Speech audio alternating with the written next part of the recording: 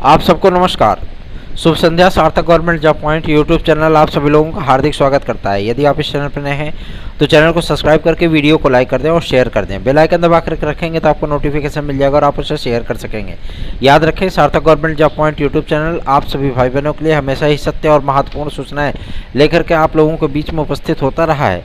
इसलिए आप लोगों को इस चैनल के साथ जुड़ने का और इस चैनल को अधिक से अधिक लोगों में प्रमोट करने का एक शुभ अवसर है। आप सभी लोग अपने इस भाई के लिए इतना प्रयास जरूर कर सकते हैं। चलिए खबरों की शुरुआत कर लेते हैं। बहुत ही महत्वपूर्ण अपडेट मिली है।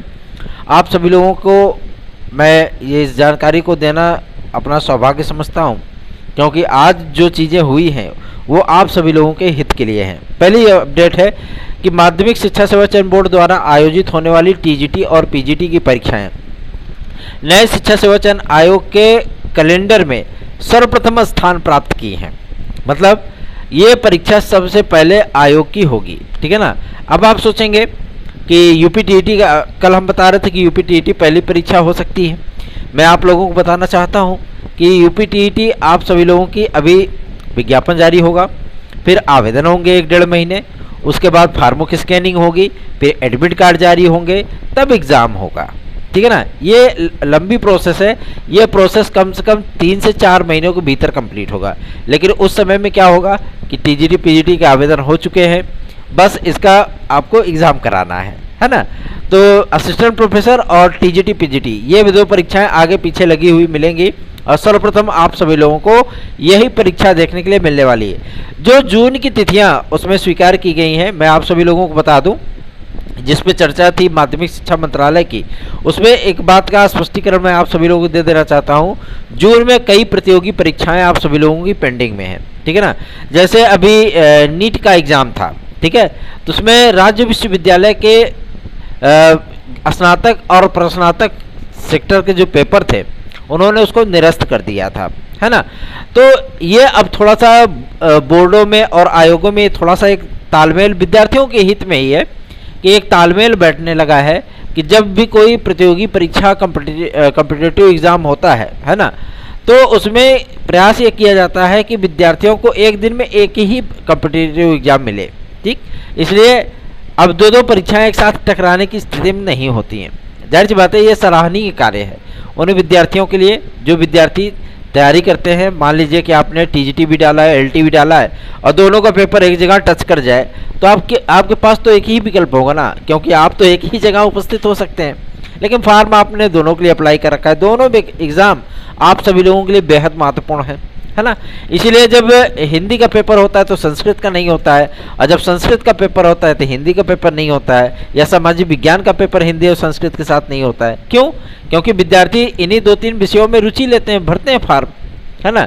कोई होता है हिंदी संस्कृत दोनों डाल देता है, कोई होता है कि संस्कृत और सामाजिक विज्ञान डाल देता है।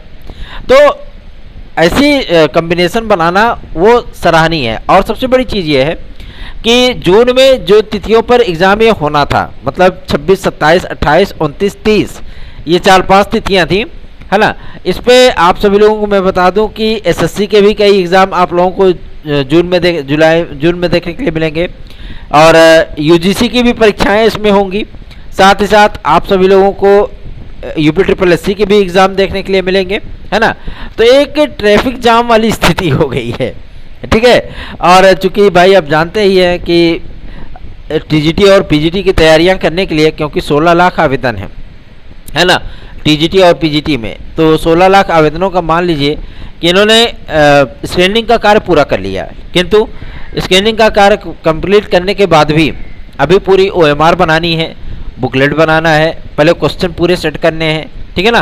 तो इन सारी चीज़ों के लिए जो एक्सपर्ट कमेटी बनाई जा रही है, जो विषय विशेषज्ञ कमेटी होती है, जो आप सभी लोगों का पेपर तय करती हैं, आज उस पर भी सहमति बन चुकी है कि हाँ फलाना पेपर का फलाना व्यक्ति जो है पेपर सेट करेगा, ठीक है ना।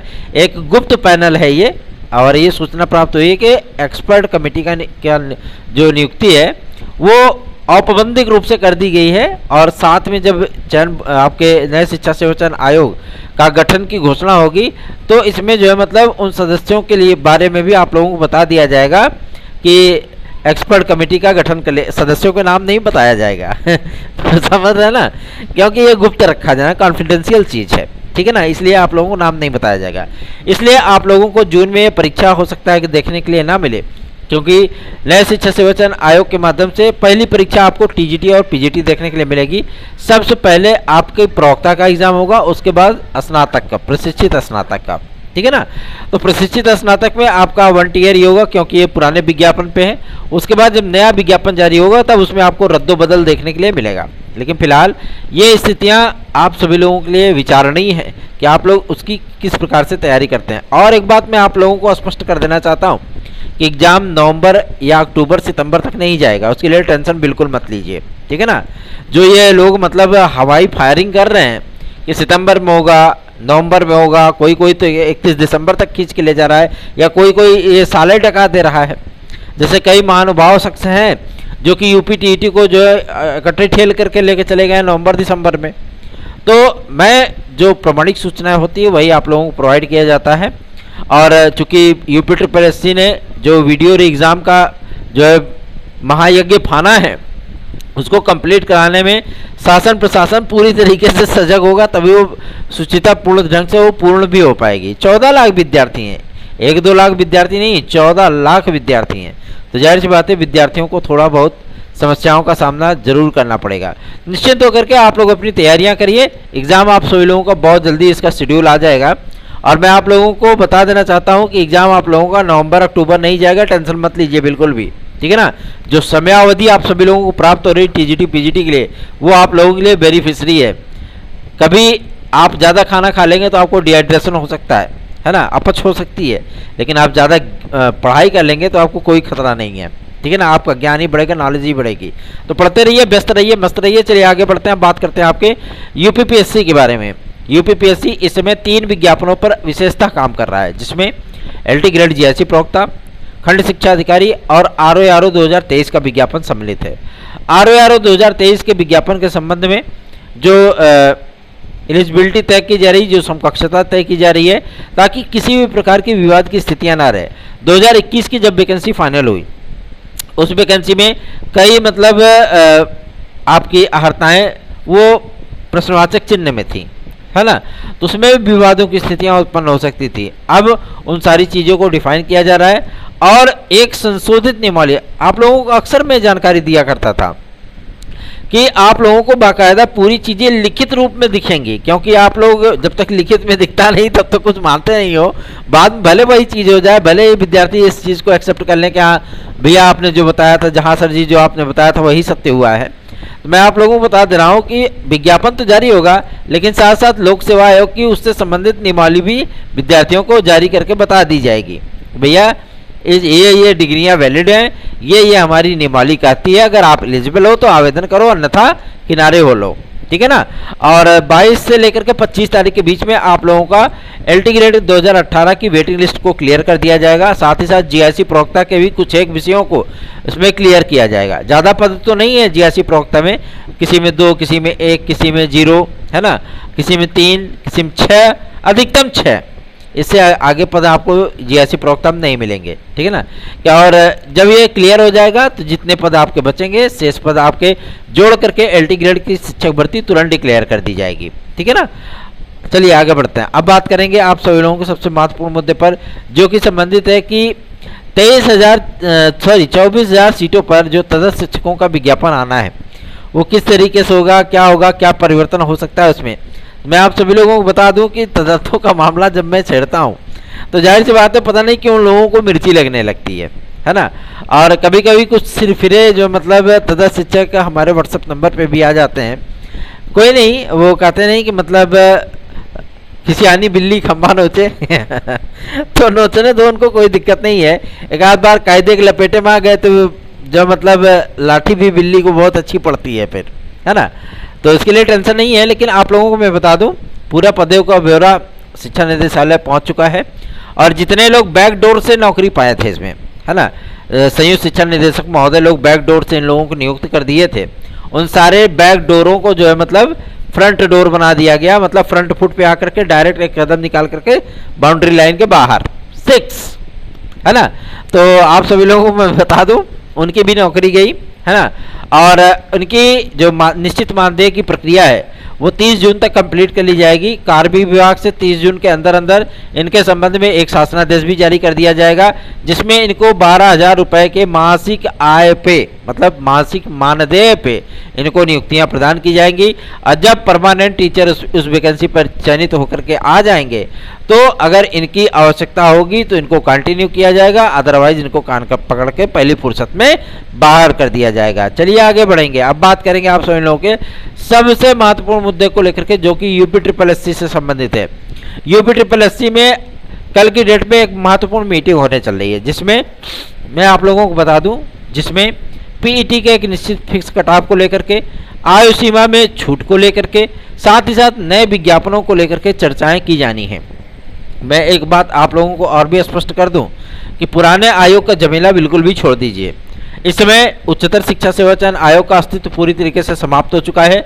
जिस बिल्डिंग में वो कार्य करता था, मतलब उच्चतर शिक्षा सेवा चयन आयोग कार्य करता था, वहाँ की पूरी बिल्डिंग खाली हो चुकी है। ठीक है ना, गवर्नमेंट ने वहाँ से सामान जो है वो समेटवा लिए हैं। सारी फाइलें, सारे फर्नीचर, सारे डॉक्यूमेंट वो माध्यमिक शिक्षा सेवा चयन बोर्ड के कार्यालय में प्रेषित कर दिए गए हैं, मतलब आ गए हैं। ठीक है ना, कल की डेट में 3 ट्रक आए हुए थे। ठीक है, तो आप लोगों को चिंतित होने की आवश्यकता नहीं है। और विज्ञापन संख्या 51 उच्चतर शिक्षा सेवा चयन आयोग असिस्टेंट प्रोफेसर शिक्षक भर्ती, ये आप सभी लोगों को अगस्त सितंबर में देखने के लिए मिलेगी। उसके पहले आपको टीजीटी और पीजीटी देखने के लिए मिल जाएगा। टीजीटी पीजीटी की जो विद्यार्थी तैयारी कर रहे हैं, यदि वो हमारे नोट्स आज से पढ़ाई करना चाहते हैं, TET CTET super TET TGT PGT LTGSC UP constable खंड शिक्षा अधिकारी UP triple SC video exam video नीव वैकेंसी लेखपाल वैकेंसी डीएसएसबी की दिल्ली अधीन सेवा चयन बोर्ड की वैकेंसी, या झारखंड टीजीटी पीजीटी या मध्य प्रदेश की शिक्षक पात्रता परीक्षा अथवा वहाँ की शिक्षक भर्ती के लिए अगर आप लोग चाहते हैं कि आप लोगों का कुछ मैं भला कर सकूं, तो आप हमारे 9721411385 इस व्हाट्सएप नंबर पर हमारे नोट्स आदि को प्राप्त कर सकते हैं। चलिए आगे बढ़ते हैं। अब बात करेंगे आप सभी लोगों के उन तमाम मुद्दों पर जो कि हमारी याचिकाओं से संबंधित है। मैं आप लोगों को बता दूं कि कल तक की हमारी समयावधि है। ठीक है, और चूँकि संडे को पूरी याची लिस्ट सौंप दी जाएगी और मंडे को याची लिस्ट जमा हो जाएगी, फिर अदरवाइज कोई कार्य नहीं होना है। और 72,825 के लिए विद्यार्थियों को मैं इस बात के लिए सूचना दे देना चाहता हूं कि 72,825 के जो हमारे स्टूडेंट हैं, उन विद्यार्थियों की जो समस्याएं हैं, उन सारी समस्याओं को ध्यान में रखते हुए सारी तैयारियां कर ली गई हैं। और बेसिक शिक्षा सचिव महोदय को एक ज्ञापन प्रस्तुत किया गया था, उन्होंने पॉजिटिव आंसर दिया था इसके संबंध में। आप लोगों के विषय में मुख्यमंत्री महोदय से भी वार्ता की जाएगी अवश्य सचिव महोदय के माध्यम से। और पूरी उम्मीद है, क्योंकि चुनावी वर्ष है, तो पूरी उम्मीद है कि आप लोगों को काउंसलिंग देखने के लिए मिल जाएगा। अदरवाइज बीएड बनाम बीएसटीसी केस का फाइनल ऑर्डर आने के बाद हमारी सर्वोच्च न्यायालय में याचिका पड़ जाएगी। और आप सभी लोगों के लिए मैं बता देना चाहता हूं कि इसमें सॉवरेंटी शब्द का जो इस्तेमाल किया गया था, संप्रभुता, नए विज्ञापन के सिलसिले में गवर्नमेंट को संप्रभुता शब्द का इस्तेमाल उन्होंने अलग से ही डिफाइन कर लिया है। वही सर्वोच्च न्यायालय से आदेश लेने का प्रयत्न किया जाएगा कि आप सभी लोगों को 6500 सीटें अवश्य ही प्राप्त हो जाएं। और मैं आप लोगों को गारंटीड इस बात की जानकारी देना चाहता हूं कि 6500 सीटें आप सभी लोगों को अवश्य उपलब्ध हो जाएंगी। बात करेंगे 12,460 के मामले को लेकर के। 12,460 के मामले को लेकर के इस समय गवर्नमेंट पूरी तरीके से साइलेंट मोड में पहुंच चुकी है। जब इस बात पर जानकारी प्राप्त करने का प्रयत्न किया गया तो बेसिक शिक्षा अपर सचिव ने इस बात की जानकारी दी है कि 12,460 का मुद्दा गवर्नमेंट के संज्ञान में है और गवर्नमेंट इस पे बहुत जल्द ही कार्रवाई करने वाली है। ठीक है ना, तो 12,460 का ये मुद्दा बहुत जल्दी ही सॉल्व होने वाला है। मान के चलिए हो सकता है कि 31 जुलाई के पहले ये मामला आप लोगों का खत्म हो जाए। ठीक है ना, तो चिंतित मत होइए बिल्कुल भी। सार्थक government job point YouTube channel आप सभी लोगों के साथ खड़ा है। इस चैनल को सब्सक्राइब करके वीडियो को लाइक जरूर कर दें। RO 2023 के नए सिलेबस का भी पूरी तरीके से तैयारी कर ली गई है। आप लोगों को सिलेबस आज भी प्री और मुख्य परीक्षा दोनों की उपलब्ध कराई जाएंगी। और उसमें एलिजिबिलिटी में जो समकक्ष शब्द का इस्तेमाल किया जाता था विज्ञापन में, स्पष्ट उन डिग्रियों का उल्लेख किया जाएगा जो डिग्रियां इसमें वैलिड होंगी। ठीक है ना, और एक स्पष्ट मैं जानकारी आप लोगों को दे दूं, ड्राफ्ट में इस बात का भी उल्लेख किया गया है कि लगभग सभी प्रकार के विषयों में, चाहे वो टीजीटी हो, पीजीटी हो, एलटी हो, जीआईसी हो, है ना, इन सभी विषयों में आप सभी लोगों को क्या देखने के लिए मिलेगा, बीएड की डिग्री अनिवार्य होती हुई दिखेगी। ठीक है ना, इसका प्रावधान किया जा रहा है। अभी तक नॉन बीएड वाले सो ही रहे हैं तो सोते रहो भैया, कोई दिक्कत नहीं है। कुंभकर्णी नींद वो उस दिन टूटेगी जिस दिन आप लोग कंपटीशन से बाहर हो जाओगे, ठीक है ना। फिर आप लोग चाहे जितना कहोगे, फिर हमारे हाथ में भी कुछ नहीं रहेगा। अभी ज्ञापन आदि का दौर सम्मिलित करके आप सभी लोगों के विपरीत हुई परिस्थितियों को अनुकूल बनाया जा सकता है, लेकिन आप लोग सहयोग नहीं कर रहे हो। अगर सहयोग नहीं करोगे तो हम कितना दौड़ेंगे अकेले, है ना। हमको भी तो थोड़ा बहुत रिलैक्स चाहिए, है ना। चलिए आगे बढ़ते हैं। अब बात करेंगे आपके प्राथमिक शिक्षा भर्ती को लेकर के। तो बीएड बनाम बीएसटीसी के इसका फाइनल ऑर्डर आने के बाद आज कार्मिक विभाग के मंत्री महोदय से हमारी टीम मिली थी, और सबसे बड़ी चीज़ ये है कि सचिवालय से जो सूचना प्राप्त हुई है कि बीएड बनाम बीएसटीसी के इसका फाइनल ऑर्डर आने के बाद आप सभी लोगों को क्या देखने के लिए मिलेगा, प्राथमिक शिक्षक भर्ती और जूनियर शिक्षक भर्ती देखने के लिए मिलेगी। एडेड जूनियर हाई स्कूल शिक्षक भर्ती को कंप्लीट करने हेतु शासन ने दिशा निर्देश अधिकारियों को जो दिए थे उसका सही से अनुपालन नहीं किया गया, मतलब अधिकारी सुस्त पड़ गए। जब अधिकारी सुस्त पड़ जाएंगे जिनको करना है तो जाहिर सी बात है शासन उसमें करेगा भी क्या, है ना। इसके संबंध में आज आदरणीय मुख्यमंत्री श्री योगी आदित्यनाथ जी को एक ज्ञापन प्रस्तुत किया जाएगा, जिसके माध्यम से एडेड जूनियर हाई स्कूल शिक्षक भर्ती को कंप्लीट कराने के संबंध में उनसे गुहार लगाई जाएगी। ऐसे ही रियल और ऑथेंटिक अपडेट्स के लिए इस चैनल को सब्सक्राइब करके वीडियो को लाइक जरूर कर दिया करें, क्योंकि आप सभी लोगों के एक लाइक, एक सब्सक्राइब और एक शेयर से हमें बूस्टअप मिलता है, हमें एनर्जी मिलती है। तो हमारी एनर्जी का प्रबंध आप करिए, आपकी समस्याओं का निराकरण सार्थक भैया करेंगे ही करेंगे, ठीक है। नो टेंशन, काम झटपट, टनाटन टन टनाटन, है ना। धन्यवाद, शुभ रात्रि।